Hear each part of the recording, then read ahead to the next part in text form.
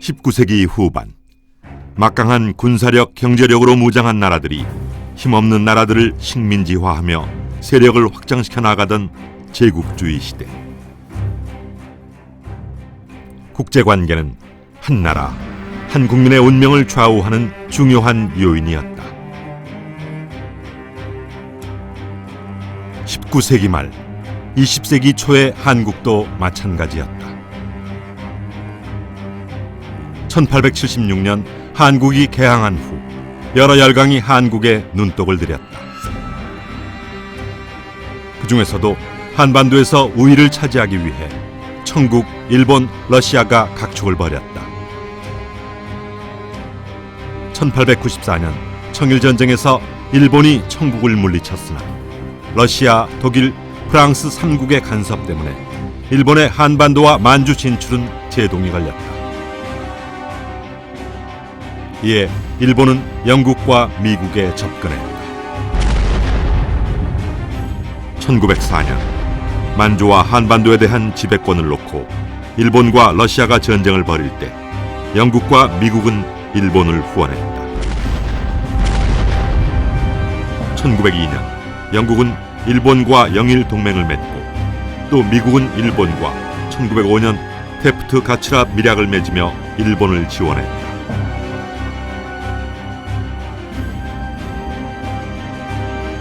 이렇게 해서 일본은 러일 전쟁에서 승리했다.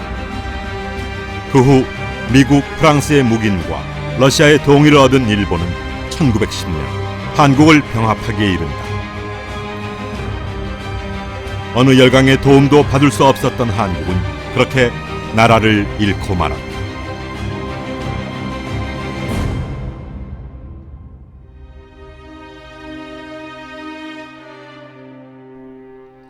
(1910년대) 일본의 무단 통치는 한국인을 더욱 분노케 했다. 이에 주권을 되찾기 위한 독립운동이 나라 안팎에서 활발히 전개됐다. 1910년대 말 러시아 혁명을 일으킨 레닌이 민족 자결의 원칙을 발표하고 미국 대통령 윌슨이 민족 자결주의를 제창하자 독립운동가들은 크게 고무됐다. 1918년 12월 미주의 한인들은 이승만 등을 파리 강화회의 대표로 파견하기로 결의했고 중국 상하이의 신한청년당은 1919년 1월 파리 강화회의에 김규식을 파견하여 민족 독립의지를 알렸다. 만주에서는 독립운동가 39명이 독립선언서를 발표하며 일제에 대한 육탄 혈전을 결의했다. 이러한 국제정세 및 한국 독립운동가의 활동 소식을 들은 일본 도쿄의 젊은 유학생들은 1919년 2월 8일 독립선언서를 발표하여 조선의 독립을 주장했다. 국내에서도 이 흐름에 주목하여 거족적인 민족운동을 일으키려는 움직임이 일어났다. 천도교계, 기독교계를 중심으로 학생과 불교계가 가세한 인사들이 고종의 국장에 많은 군중이 모일 것을 예상하고 대규모 시위를 통해 민족의 독립의지를 밝히기로 계획했다. 바로 거족적인 3.1운동이었다. 손병희, 한용운, 이승훈 등 민족 대표 33인은 음식점 태화관에서 독립선언서를 낭독했으며 탑골 공원에 모인 천여 명의 학생들은 독립선언서를 낭독한 후 거리에 나가 대한독립 만세를 외쳤다. 순식간에 대규모 시민들이 참여하여 서울은 만세 소리로 뒤덮였다.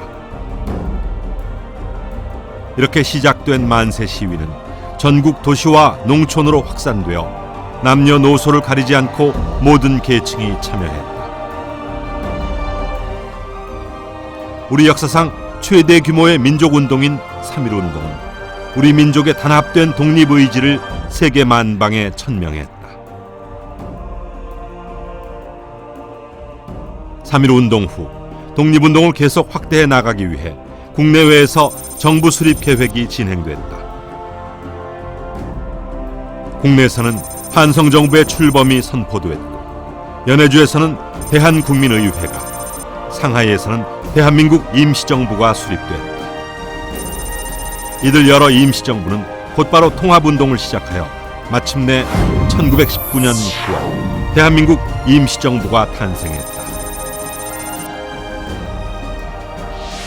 초대 대통령에는 이승만, 국무총리에는 이동휘가 선임됐다. 임시정부는 국내의 비밀 연락망인 연통제 조직, 기관지 독립신문 발행, 각종 외교 선전 활동 등을 전개했다.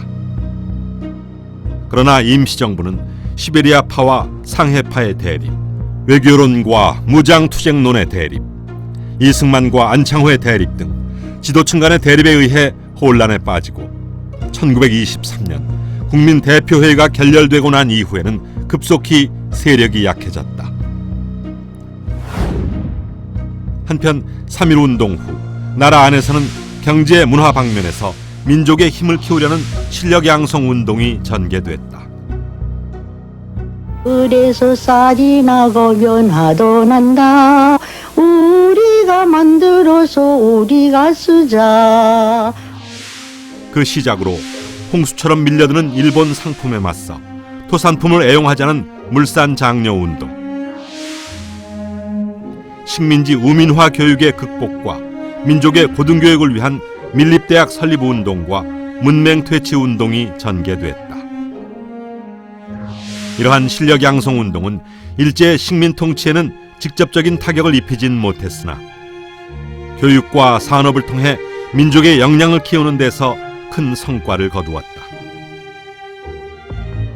한편 3.1운동 이후 항일운동의 이념과 투쟁 방법을 둘러싸고 민족주의 진영과 사회주의 진영이 서로 대립하면서 독립운동의 분열상이 나타났다. 이에 이념과 노선의 차이를 뛰어넘어 민족의 역량을 하나로 모으려는 민족유일당 운동이 전개됐다. 1927년 2월 민족유일당 민족협동전선이라는 표 아래 민족주의를 표방하고 민족주의 진영과 사회주의 진영이 제휴하여 신간회를 조직했다. 신간회는 지회 중심으로 활동하며 강연회, 연설회 등을 개최하여 민족의식을 고취시키고 언론 출판의 자유, 청소년, 여성의 형평운동 지원, 근검절약운동 등을 전개하며 민족의 의사를 대변하는 대표 기구로 자리 잡았다.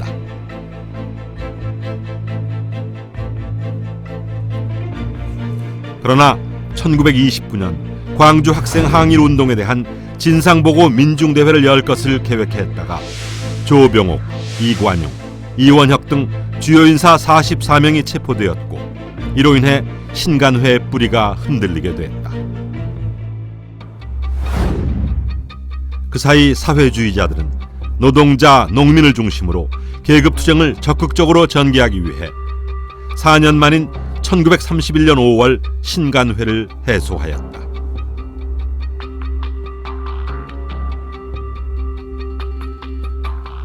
또 1920년대에는 사회주의 사상이 널리 보급되면서 청년운동이 활발해졌다.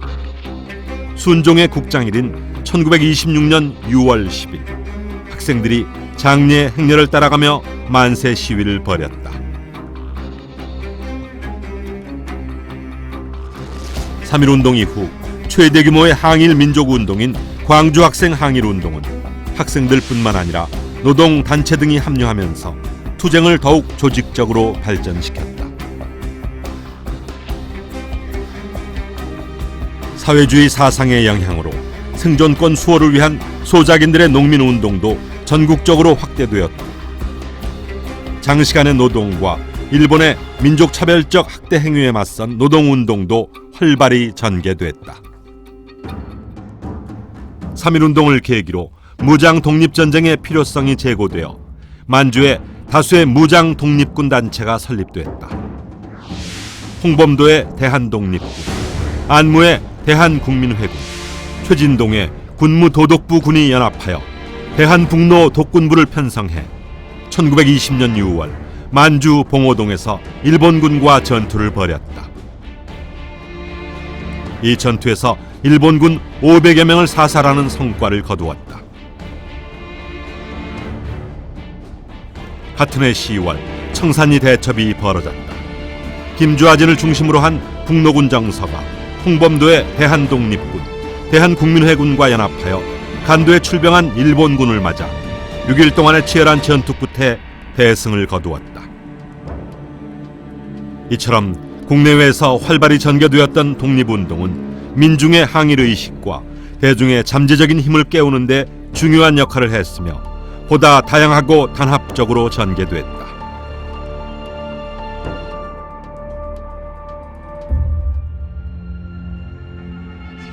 그러나 1920년대까지 서구 열강은 일본을 지원했다. 이런 상황 속에 한국이 독립하기는 어려웠다. 제1차 세계대전 시기 민족 자결주의를 제창한 미국도 한국의 독립을 지원하지 않았다. 1914년 제1차 세계대전이 발발하자 일본은 영국과의 동맹을 구실로 참전하여 승전국이 됐다.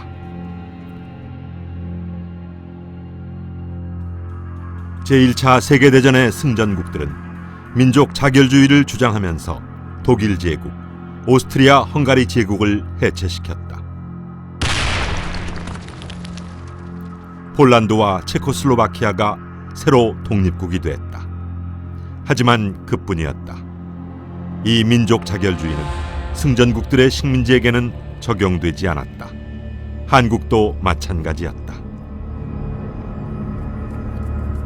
제1차 세계대전 후 새로운 평화 질서를 수립하기 위해 파리 강화회의가 열렸다.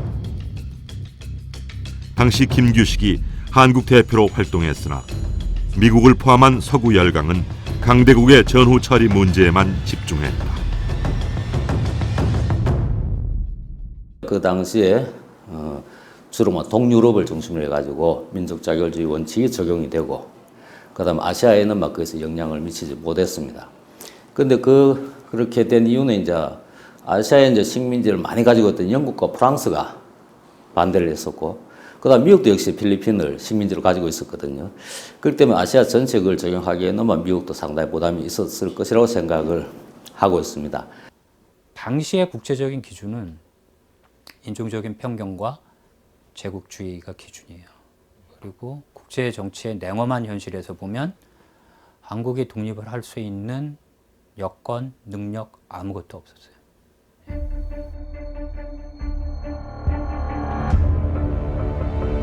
그러나 1930년대 들어와 일본이 만주에 이어 화북, 화중 지역 등으로 침략을 확대하자 미국, 영국 등 서구 강국들과 일본 간의 밀월 관계는 끝을 맺는다. 더불어 한국의 독립을 위한 새로운 국제적 기회가 조성됐다.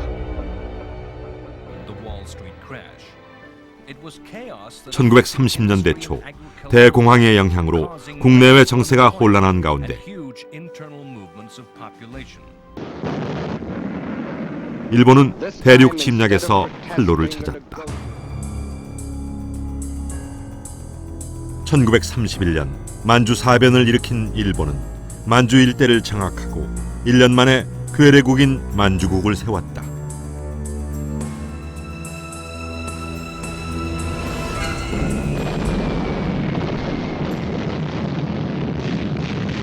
(1937년에는) 중일 전쟁을 일으켜 중국 대륙에 대한 침략을 더욱 확대했다.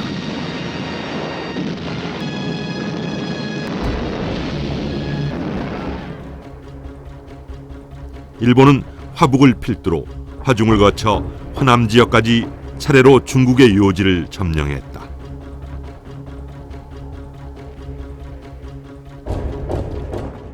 일본의 침략은 유럽에서의 독일의 승리와 더불어 더 확대되었다. 1940년 6월 독일이 프랑스를 격파하고 유럽 대륙을 장악하자 그해 9월 일본은 독일, 이탈리아와 삼국 동맹을 맺었다. 그 후 일본은 영국, 프랑스 등의 세력관이었던 동남아를 침략했다. 일본은 우선 친독 비시 프랑스 정부가 관할하던 베트남을 점령했다. 이에 미국과 일본의 갈등이 본격화했다.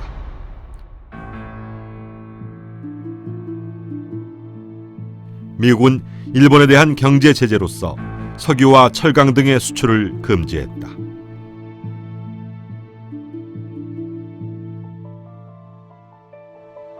그리고 중일 전쟁 이전으로 되돌아가 중국에서 철수할 것을 요구했다. 이는 일본에게는 제국의 포기를 뜻했다. 일본의 군국주의자들은 그를 받아들일 수 없었다. 그들은 미국과의 일전을 선택했다. 일본은 하와이에 있는 미국의 태평양 함대를 파괴하면 동남아시아를 장악할 수 있고 그 후 미국과 새로 협상할 수 있다고 보았다. 남방에 있는 네덜란드령 인도네시아에 있는 석유가 아주 구체적으로 필요한 거고 그럼 그쪽으로 들어갈 수밖에 없어요. 근데 미국하고는 협상의 가능성은 깨졌어요. 근데 미국의 군사력을 무력화시키지 않고 중립화시키지 않고 아래로 갈 수는 없어요. 뒤에서 칠 테니까. 그래서 나온 안이 일단 하와이에 있는 태평양 함대를 무력화시키고 이쪽을 먹겠다 이렇게 되는 거죠. 그래서 하와이를 공격하는 거예요. 1941년 12월 7일 아침 일본 해군의 비행기들이 미국 하와이주의 오아후 섬 진주만에 있는 미군 기지에 선전포고도 없이 기습 공격을 했다. 루즈벨트 대통령은 이날을 치욕의 날로 선포한 뒤 미국 의회 승인을 얻어 전쟁을 선포했다. The unprovoked and dastardly attack by Japan on Sunday, December 7th, 1941, a state of war has existed between the United States and the Japanese Empire. 태평양 전쟁의 막이 올랐고 제2차 세계대전의 판도가 바뀌었다.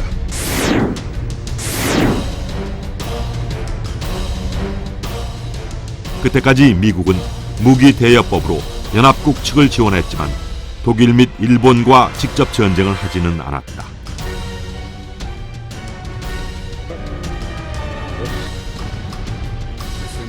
진주만 공격 후 영국이 일본에 선전포고를 하고 독일이 미국에 선전포고를 했다. 곧 미국을 포함한 연합국과 독일, 일본 등 주축국이 전면 전쟁에 들어갔다. 미국 국내에서는 전쟁에 개입하는 것을 반대를 했어요. 미국 여론은. 그런 상황에서 미국은 이제 개입을 할 수가 없었죠. 그런 상황에서 이제 일본이 진주만을 폭격을 해줬다라는 겁니다. 그러니까 이제 미국으로서 어떻게 보면 미국 국민들도 그렇고 미국이 전쟁할 수 있는 명분을 얻게 되는 거죠. 그런 의미에서 이제 일본이 결국은 미국을 전쟁으로 끌어들였고 미국의 참전은 결국 연합국의 승리를 가져오는 결정적인 계기를 마련해줬다. 진주만 기습 후 일본은 인도차이나와 말레이 반도를 넘어 인도네시아, 뉴기니로 침략을 확대해 나갔다. 1942년 2월까지 영국령의 말레이시아, 버마, 싱가포르를 차례로 점령했다. 그해 5월에는 북으로는 만주와 중국 전 연안 지역, 남으로는 동남아시아 각국과 뉴기니, 그리고 하와이 서쪽의 남태평양 전역을 장악했다.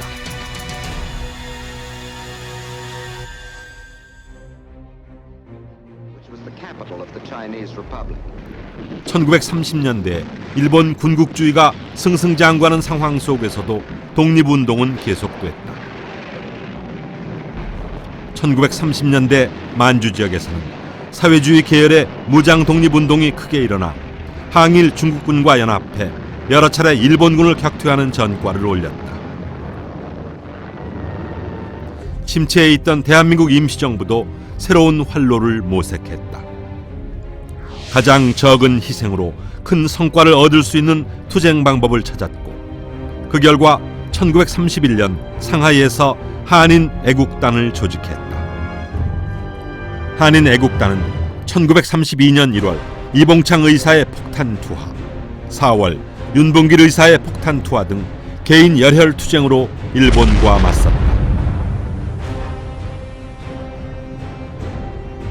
이봉창과 윤봉길의 거사는 독립운동의 큰 활력소가 되었다.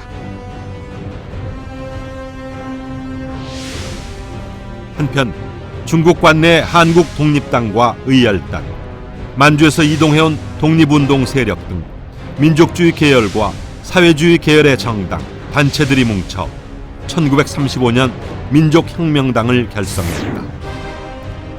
김구등 임시정부 고수파가 불참하고 일부 인사가 이탈했지만 독립운동의 통합을 시도한 의의가 있다. 민족혁명당은 중일 전쟁이 발발하자 중국 국민당 정부의 지원 아래 조선 의용대를 조직하여 항일 투쟁에 나섰다. 이는 중국 관내 최초의 한인 무장 부대였다. 조선 의용대는 일본군에 대한 심리전이나 후방 공작 활동을 전개하여 많은 성과를 얻었다.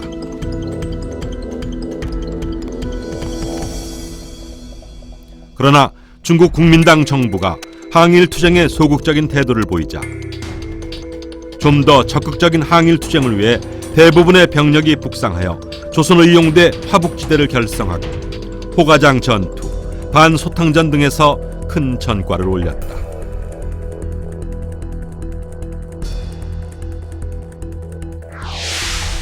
만주에서는 1933년 젊은 사회주의자들이 중국 공산당의 동북인민혁명군에 참여했다. 1936년 동북 항일연군으로 개편된 이들은 함경도 국경지대에서 유격 활동을 펼쳤다.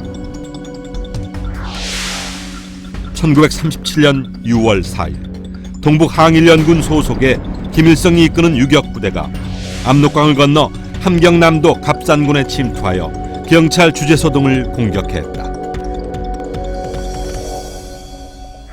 이후 일본 관동군은 만주의 항일 유격 활동에 대한 공세를 크게 강화했다.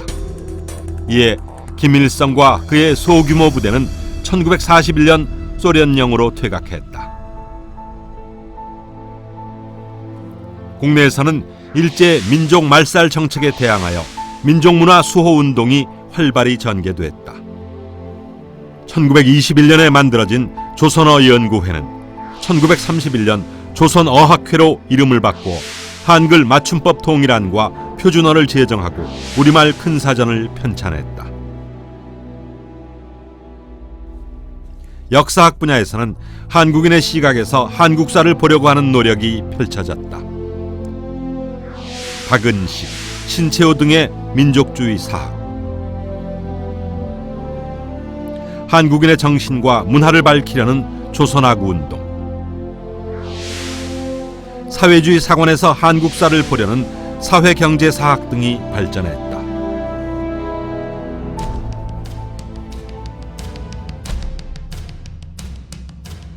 일본이 중일 전쟁에 이어 태평양 전쟁까지 일으키자 한국의 독립운동은 군사활동과 국제 외교 활동을 중심으로 활기를 띠었다.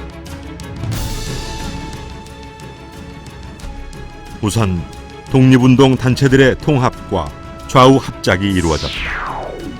1940년 5월 중국 관내 민족주의 계열 세계 독립운동 단체가 통합하여 한국 독립당을 만들어 대한민국 임시정부를 뒷받침했다. 임시정부는 9월 김구를 주석으로 선출하고 11월 건국 강령을 발표했다. 임시정부는 1940년 9월 광복군을 조직하여 세계 지대를 편성했다. 1941년 5월에는 김규식 등 중국 관내의 조선민족혁명당의 인사들과 사회주의 계열 단체 인사들도 임시정부에 참여했다. 이로써 중국 관내 독립운동 단체들의 좌우 합작이 이루어졌다. 또한 임시정부는 일본의 태평양 전쟁 도발 다음 날인 1941년 12월 9일 중국, 미국, 영국 등 반일 전선의 일환임을 자임하며 일본에 대해 선전포고를 했다.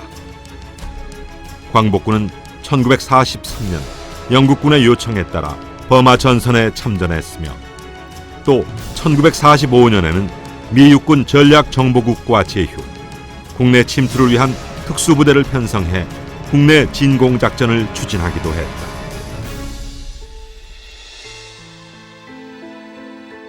미주의 한인들은 1941년 4월 하와이에서 통합된 운동기구로서 제미한족연합위원회를 결성하고 외교기관으로 주미외교위원부를 조직했다. 외교위원부 책임자로는 이승만이 임명됐다. 제미한족연합위원회는 재정모금을 통해 임시정부의 활동과 외교활동을 후원했다. 제미한족연합위원회는 중경의 임정과 외교활동을 후원하는 강력한 독립운동의 조직이 되었고, 이승만을 위원장으로 한 주미외교위원부는 임정의 성인 외교와 미국의 렌드리스 즉 군사지원법에 근거해서 임정에 대한 군사지원 외교활동에 주력을 합니다. 이러한 미주 한인들의 노력과 후원, 적극적인 대미 외교의 성과로 먼저 중경의 대한민국 임시정부는 한국 강복군을 독자적인 힘으로 창설할 수 있게 됩니다. 이승만입니다. 미국 워싱턴에서 해내 해외에 산재한 우리 2000 미국의 이승만은 1942년 6월 VOA 미국의 소리라는 초단파 방송망을 통해 고국 동포들에게 일본의 패망과 조국의 광복을 예고하는 육성 방송을 몇 주간에 걸쳐 전달했다. 우리 독립의 서광이 빛이 나니 일심합력으로 외적을 파하고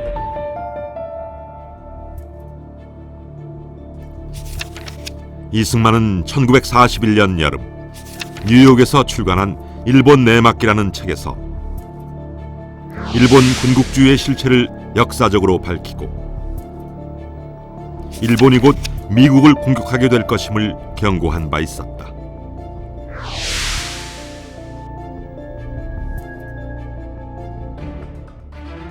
한편 소련 공산당 및 중국 공산당과 함께 일본 제국주의와 투쟁했던 세력도 있었다. 중국 화북지방에서는 1942년 사회주의 계열의 조선독립동맹이 결성됐다. 그 군사조직인 조선의용군은 중국 공산당의 팔로군과 함께 일본군에 항전했다. 국내에서는 여운형이 1944년 8월 일본의 패망과 조국의 해방에 대비하기 위한 비밀 조직으로 건국동맹을 조직했다.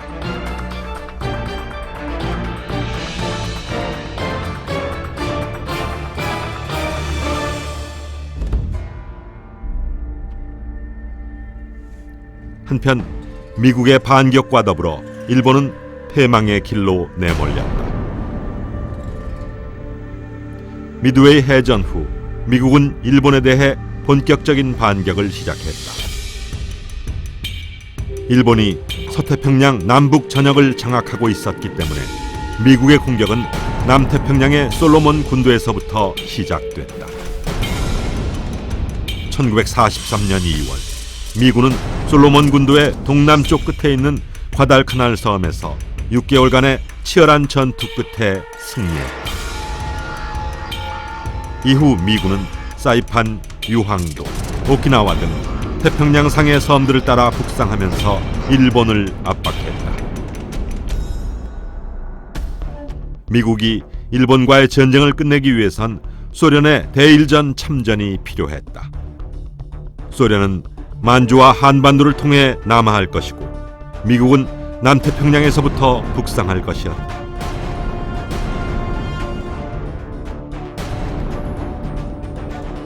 이 경우 한반도와 만주 등 과거 일본의 점령지를 어떻게 처리하느냐가 문제였다.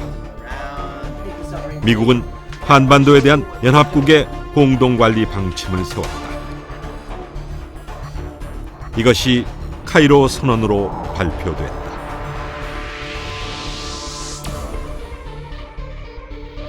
(1943년 11월) 미국, 영국, 중국의 세 지도자들은 카이로에 모여 전쟁의 원활한 수행 계획과 전후 처리 문제를 논의했다. 5박 6일간 이루어진 회담 내용은 1943년 12월 1일 카이로 선언이란 이름으로 전 세계에 발표된다.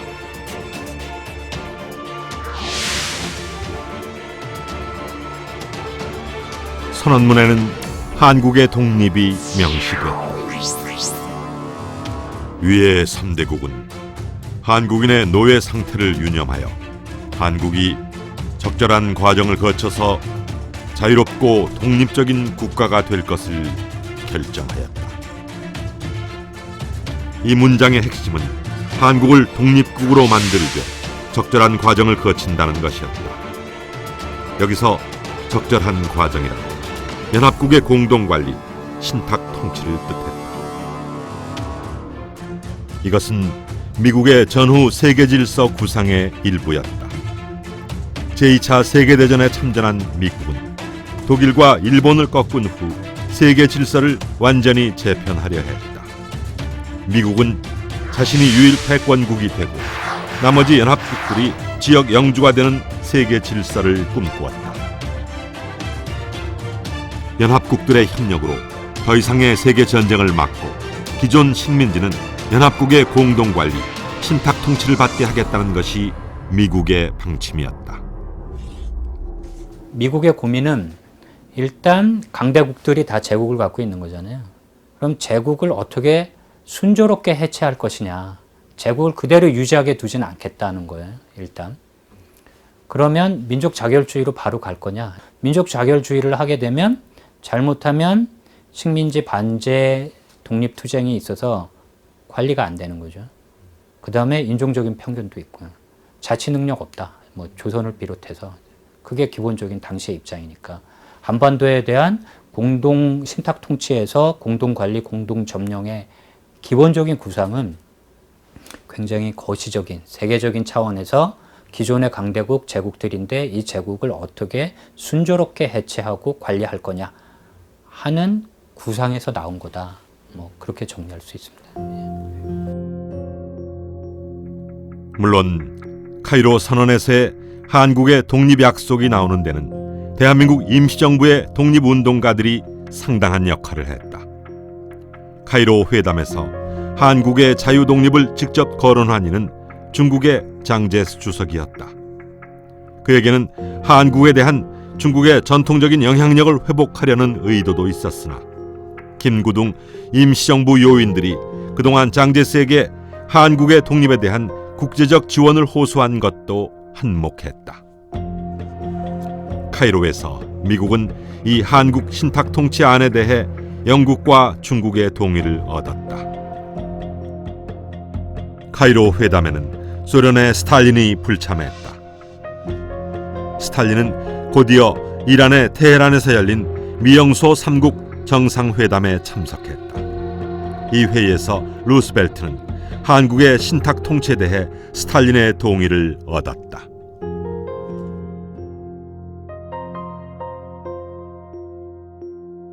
(1944년 6월) 사이판을 점령한 미군은 1945년 2월 필리핀을 해방시켰다. 그리고 한 달여 만에 일본 도쿄에서 1,000여 킬로미터 거리에 도쿄와 사이판 사이 중앙에 있는 요충지 이오지마까지 점령했다.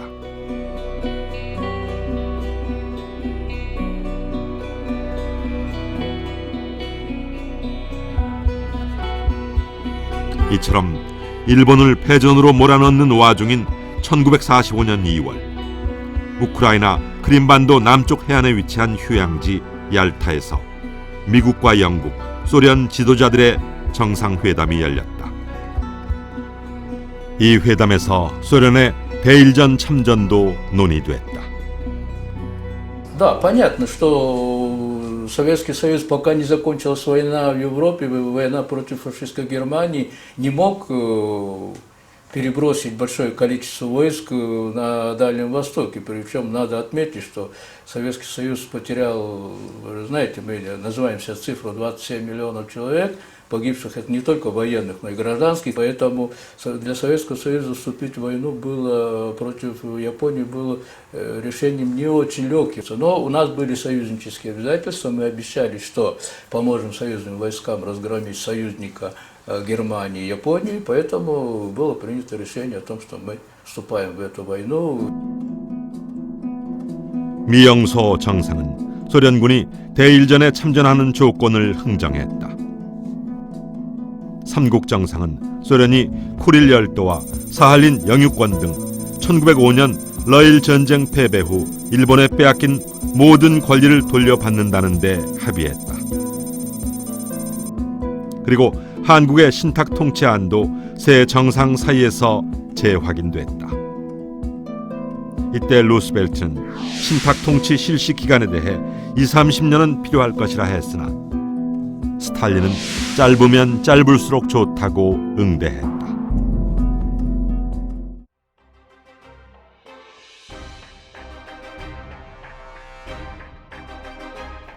(1945년 4월) 미국 루즈벨트 대통령이 뇌출혈로 갑자기 사망하면서 부통령이었던 트루먼이 대통령직을 이어받았다. 그런데 트루먼은 전임자인 루즈벨트와 스탈린 사이에 어떤 약속이 오갔는지를 몰랐다. 또 소련과의 협조 관계를 중시한 루즈벨트와 달리 트루먼은 소련을 견제 대상으로 여겼다. 일본 항복 문제를 다룬 1945년 7월의 포츠담 회담에서 트루먼은 소련의 대일전 참전 시 얻을 전리품에 관한 논의를 회피했다. 오히려 그는 소련이 일본과의 전쟁에 참전하기 전에 일본의 항복을 받고자 했다. 일본을 단번에 항복시키기 위해 1945년 8월 6일 미국은 히로시마에 원자폭탄을 떨어뜨렸다.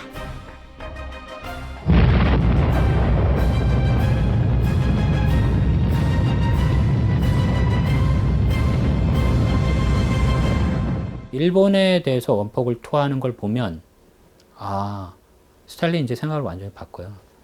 미국이 여기서 떠나지 않을 거로구나. 이게 장기전이다. 그러니까 양쪽이다. 그러니까 미국 입장에서도 소련이 순수히 물러나지 않고 위성 국가를 건설하는구나. 스탈린 입장에서도 미국이 독일, 일본에 대한 전후 재건 관리에 들어가는구나 해서 히로시마에 폭탄이 떨어지자마자 바로 대일 참전 선언을 하고, 그리고 미국이 계속 얘기해요. 홋카이도 우리가 무장 해제시키겠다. 미국이 확실하게 얘기해요. 일본 전토는 우리가 단독으로 점령한다. 형식상으로는 연합국이 점령하는 건데 단독으로 점령하는 걸로 바뀝니다.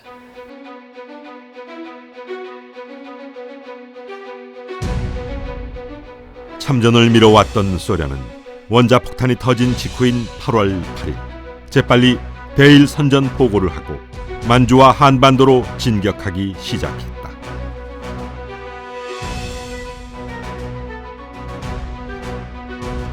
소련의 공격에 더하여 미국이 나가사키에 원자폭탄을 하나 더 투하하자 마침내 일본은 8월 11일 항복 의사를 통지한다.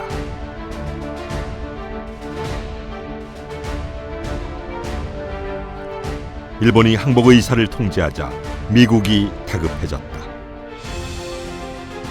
미군이 소련군에 비해 만주와 한반도에서 너무나 멀리 떨어져 있었기 때문이다.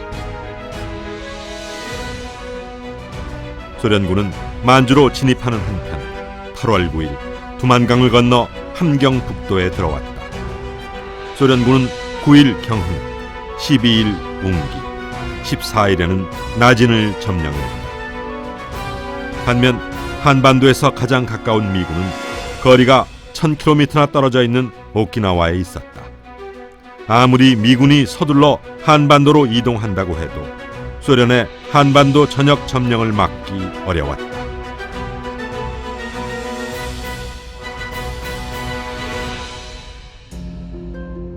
이에 미국은 자신과 소련이 한반도를 나누어 점령할 군사 분계선을 긋기로 했다.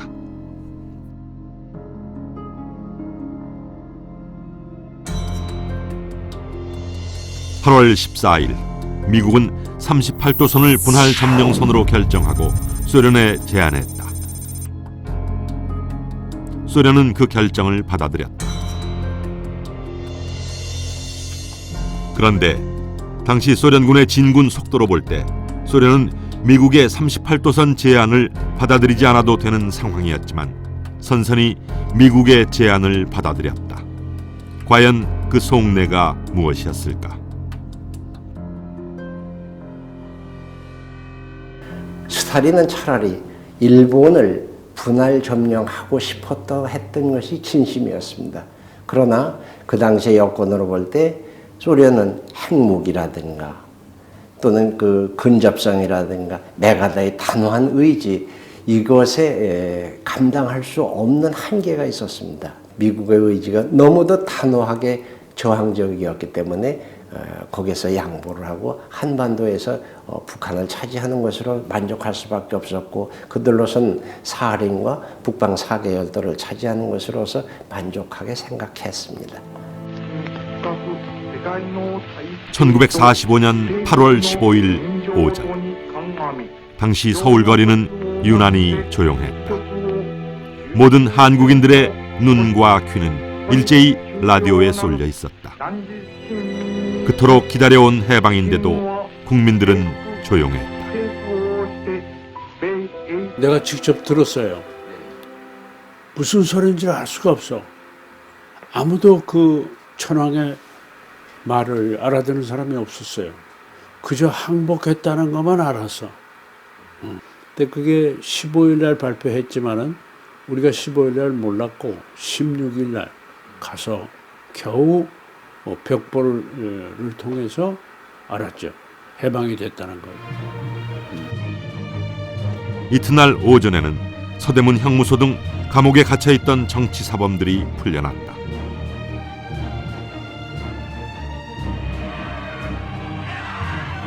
그제야 사람들은 해방을 실감했고 태극기를 들고 거리로 나서 대한독립 만세를 외쳤다. 누군가는 일장기에 태극기를 그려 해방의 감격을 누렸고, 누군가는 집에서 하루 종일 태극기를 그려 국민들에게 나누어 주었다.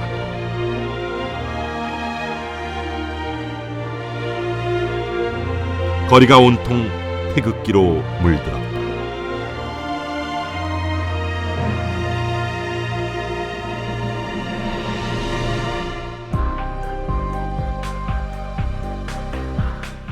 (38선) 분할 점령 결정 이후 소련의 행동은 빨랐다. 곧바로 38선 지역에 경비부대를 배치해 철도와 전화, 전신을 차단하고 주민의 통행을 제한했다. 소련군의 38선 봉쇄는 미군이 남한에 진주하기도 전에 일방적으로 단행됐다.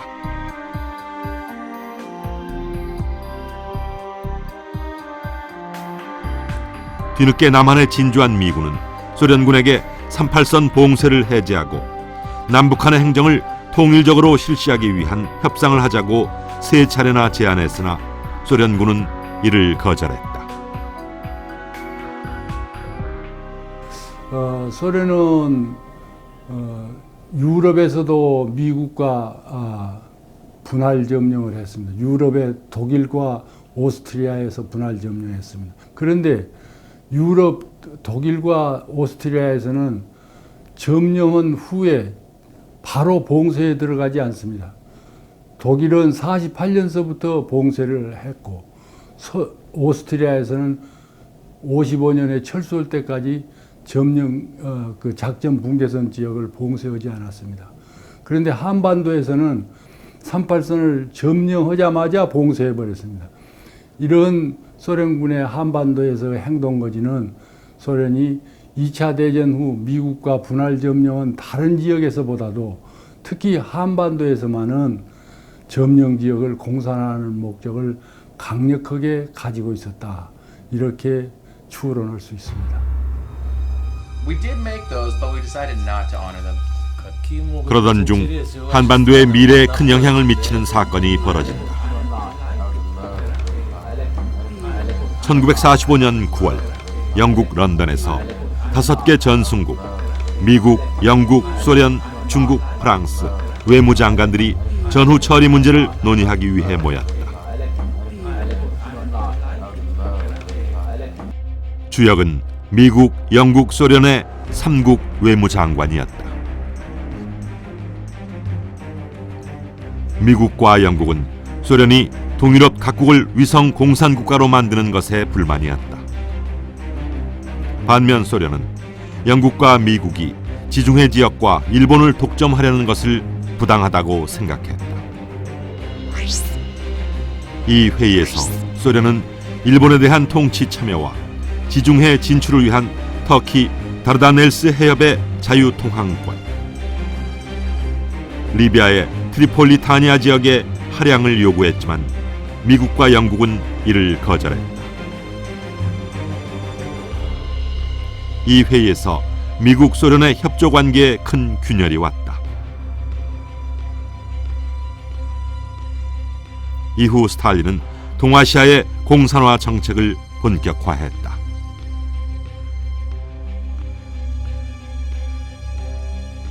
첫째로, 외무장관 회의가 한창인 9월 20일 스탈린은 극동 주둔 소련군에 비밀 훈령을 내린다.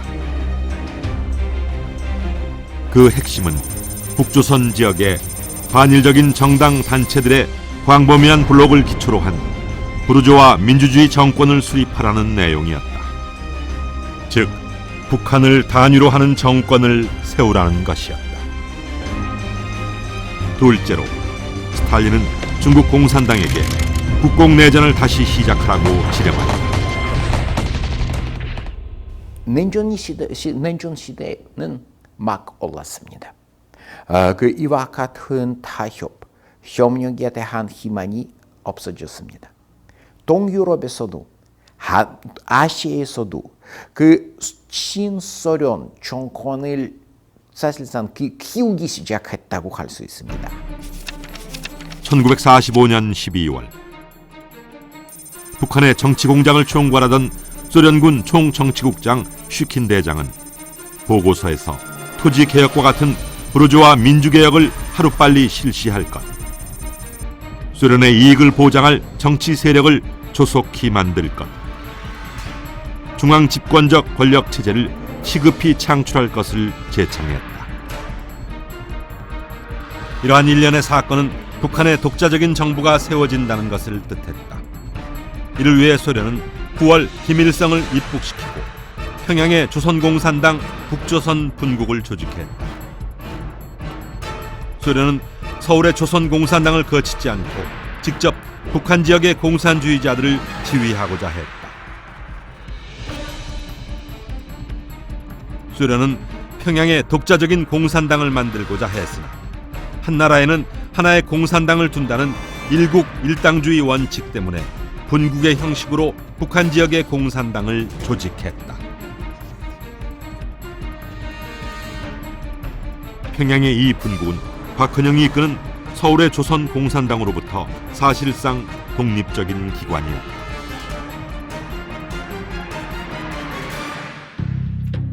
(1945년 12월) 북조선 분국은 북조선 공산당으로 이름을 바꾸기로 결의하고 김일성이 책임 비서직을 맡았다.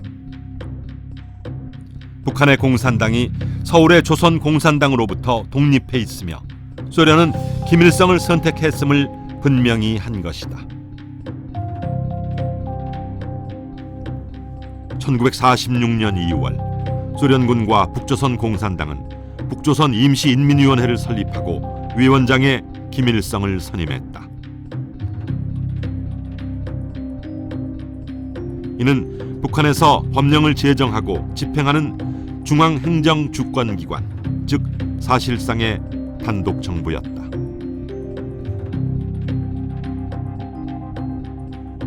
그 첫 사업은 북한의 재산권 제도와 사회 관계를 근본적으로 바꾼 토지 개혁이었다. 1946년 3월 북한 정권은 지주의 토지를 대가 없이 몰수하여 농민에게 무상으로 나누어주는 토지개혁을 실시했다. 토지개혁은 20일 만에 종료됐는데 지주들은 토지를 빼앗기고 거주지로부터 추방됐다. 토지개혁의 실무를 맡은 농촌위원회 위원 9만여 명은 북조선 공산당에 가입해 북한 사회주의 체제의 확고한 기반이 됐다. 토지개혁은 응당 필요한 일이었으나 이는 통일정부가 수립된 후 국민적 합의에 따라 진행했어야 할 일이었다.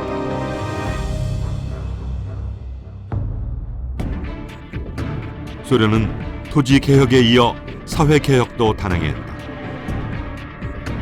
공산주의에 반대하는 인사들을 친일파, 반동분자, 반민주분자라 하여 숙청했고 1946년 8월에는 북한 중요 산업시설의 90%를 국유화했다. 토지개혁이 실시된 것 자체로 토지가 농민들에게 다 돌아가고 그와 함께 산업 국유화 법령이 나와서 공장 기업소가 노동자들에게 돌아간 그 상태만 해도 이미 사실은 그것은 거의 사회주의화 됐다. 그렇게 볼 수가 있는 것이죠. 그러나 이처럼 북한이 사회주의화의 방향으로 빠르게 개조된 것과 달리 남한은 아직 방향을 잡지 못했다. 미군의 남한 진주는 소련군의 북한 진주보다 훨씬 늦었으며 이승만과 김구 등 주요 정치 지도자들의 귀국도 늦었다. 무엇보다 미군정은 남한의 새로운 통치 질서를 수립하기보다는 한국 문제에 관한 연합국 측의 결정이 나올 때까지 기다리며 현상을 유지하는 정책을 취했다. 이처럼 남북 간의 엇갈린 정세 전개로 인해 해방 후 몇 개월 만에 한반도는 짙은 안개로 뒤덮였다. 과연 이 난국을 어떻게 헤쳐나갈 것인가? 우리에겐 또 한 번의 용기와 지혜가 필요해.